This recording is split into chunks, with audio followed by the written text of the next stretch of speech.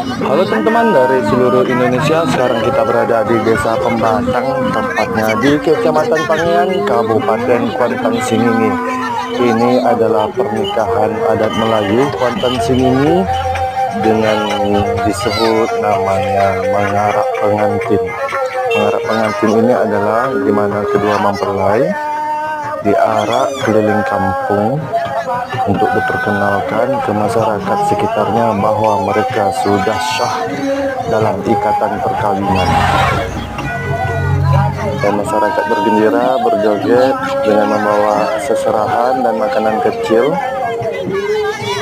Dan makanan kecil ini nanti diperebutkan sama anak-anak dan masyarakat.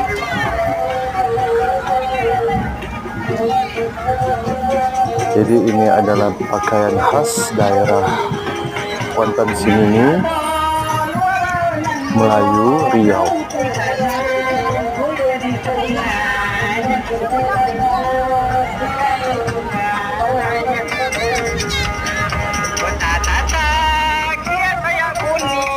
Jadi mengarak pengantin ini bisa dekat dan bisa jauh. Untuk mengarak pengantin yang ini lebih kurang sekitar setengah sampai 1 jam keliling kampung.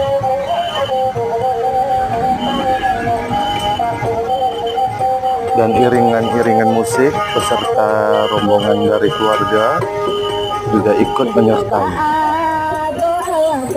Saksikan pelosok-pelosok dari seluruh Indonesia di channel Pelosok-Pelosok Keliling Indonesia.